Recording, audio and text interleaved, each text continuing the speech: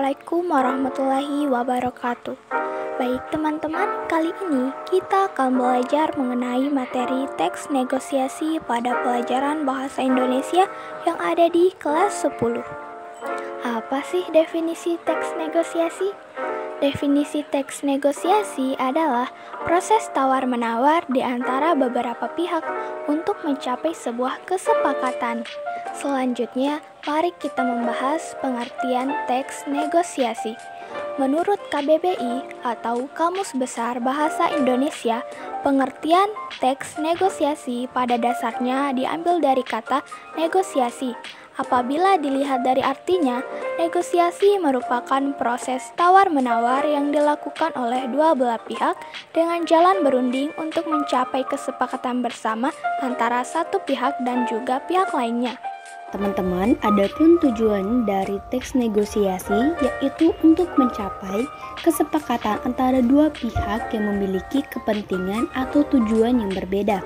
Melalui negosiasi, pihak-pihak yang terlibat berusaha untuk mencapai kesepakatan yang saling menguntungkan dan memenuhi kebutuhan masing-masing. Lalu, berikutnya ada unsur teks negosiasi. Dalam teks negosiasi terdapat unsur-unsur pembangun yang dapat kamu gunakan untuk memastikan teks tersebut merupakan sebuah teks negosiasi. Kira-kira apa saja ya? Nah, yang pertama yaitu partisipasian atau pihak yang terlibat dalam negosiasi. Lalu yang kedua yaitu perbedaan kepentingan antara dua belah pihak. Yang ketiga terjadi pengajuan dan penawaran. Dan keempat menghasilkan persetujuan dan kesepakatan. Ciri-ciri negosiasi. Yang pertama, melibatkan dua belah pihak. Yang kedua, menghasilkan kesepakatan. Yang ketiga, menghasilkan keputusan yang saling menguntungkan. Yang keempat, sarana untuk mencari penyelesaian atau jalan tengah. Yang kelima, mengarah kepada tujuan praktis. Yang keenam, memprioritaskan kepentingan bersama. Yang ketujuh, menyangkut suatu rencana yang belum jadi. Yang kedelapan, kegiatan komunikasi langsung. Yang kesembilan, berbentuk dialog atau diubah menjadi monolog. Jenis-jenis teks negosiasi.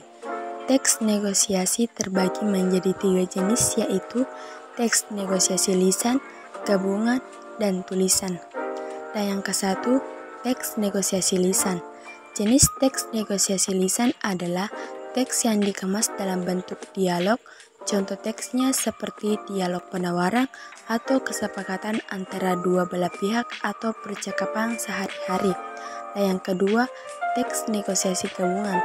Teks negosiasi gabungan adalah teks yang disajikan dalam bentuk gabungan antara narasi dan dialog. Contoh teks ini bisa dengan mudah kamu temukan dalam cerpen atau cerita pendek yang di dalamnya terdapat negosiasi antara tokoh. Dan yang ketiga, teks negosiasi tulisan. Teks negosiasi tulisan adalah teks yang terbentuk tulisan yang bisa berupa surat penawaran barang, surat permintaan barang, atau surat penawaran kerjasama ketika surat ini juga termasuk ke dalam surat niaga. Struktur teks negosiasi. Untuk membuat sebuah teks negosiasi, kamu perlu mengetahui strukturnya terlebih dahulu. Secara umum, struktur negosiasi terdiri dari orientasi, pengajuan, penawaran, dan persetujuan. Tahapan dari struktur ini harus ditulis secara berurutan agar dapat dipahami dengan baik. 1. Orientasi. Bagian orientasi berisi pembukaan atau awalan sebuah negosiasi, biasanya kata salam, sapa, dan sebagainya. 2. Pengajuan. Pada bagian ini berisi permintaan dari salah satu pihak mengenai permasalahan yang dihadapi dan ingin diselesaikan. 3. Penawaran. Pada tahap penawaran berisi proses tawar-menawar antara pihak satu dengan pihak yang lain untuk mencapai sebuah kesepakatan yang menguntungkan satu sama lain. 4. Persetujuan.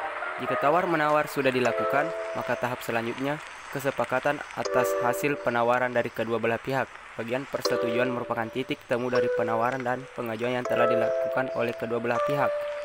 Adapun penutup, yakni bagian terakhir dari proses negosiasi, para pihak yang biasanya berupa salam akhir atau perpisahan. Dalam teks negosiasi, terdapat kaidah kebahasaan yang menjadi ciri khas dari teks itu sendiri.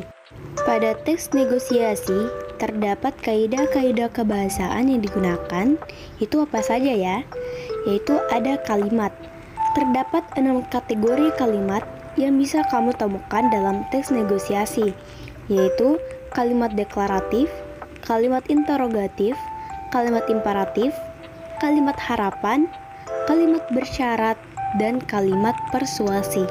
Nah, dalam 6 kategori kalimat tersebut, kita akan bahas satu persatu yang dimulai dari kalimat deklaratif. Kalimat deklaratif adalah sebuah kalimat yang berisi pernyataan.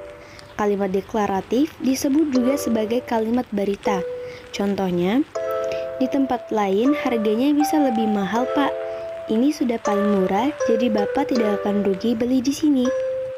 Yang kedua, ada kalimat interrogatif. Kalimat interrogatif adalah kalimat yang berisi pernyataan yang diajukan kepada orang lain. Contohnya, bagaimana punya 25.000, Bu? Ya, ada kalimat imperatif. Kalimat imperatif adalah kalimat yang di dalamnya mengandung perintah yang berfungsi meminta atau memerintahkan orang lain melakukan sesuatu. Contohnya, silakan dicoba dulu, Bu, buahnya. Yang keempat, ada kalimat harapan. Kalimat harapan adalah kalimat yang menyatakan harapan atau mengungkapkan keinginan terjadinya sesuatu. Contohnya, semoga dagangannya laku ya, Pak. Yang kelima, ada kalimat bersyarat. Kalimat bersyarat adalah kalimat yang menandakan keberadaan sebuah kondisi atau peristiwa sebagai syarat untuk mencapai tujuan. Contohnya, ya sudah, saya beli 3 bungkus, asalkan diberi diskon ya. Yang keenam atau yang terakhir adalah kalimat persuasi. Kalimat persuasi adalah kalimat yang bertujuan untuk mengajak atau meyakinkan orang lain agar bersedia mengikuti apa yang dikatakan padanya. Contoh, saya tidak jadi belanja kalau harga barang itu tidak bisa dikurangi.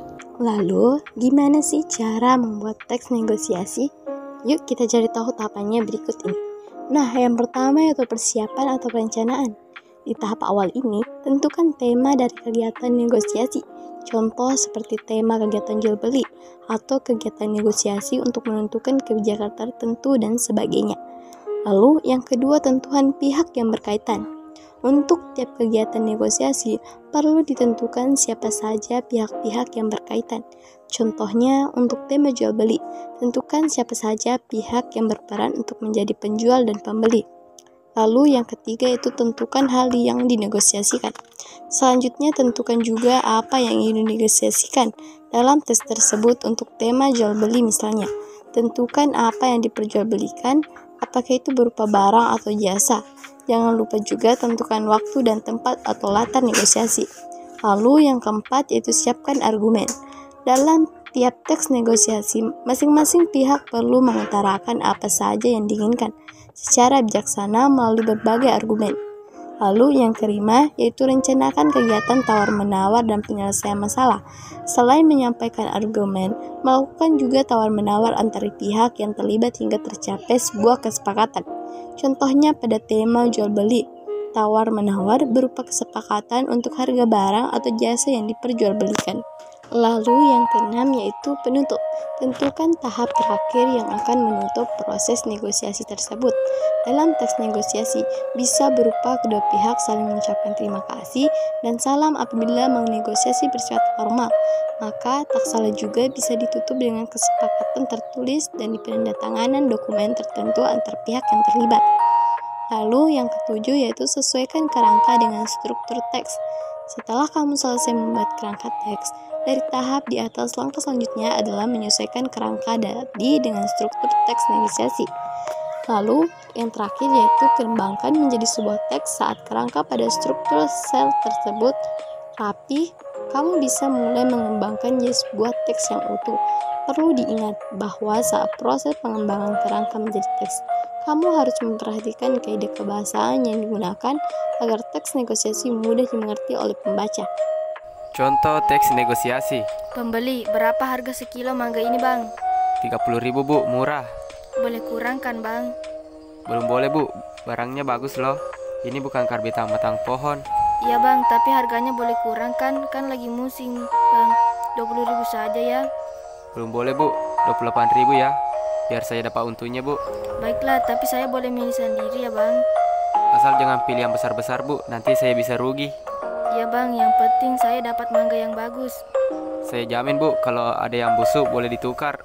Baiklah, saya ambil 3 kilo ya bang.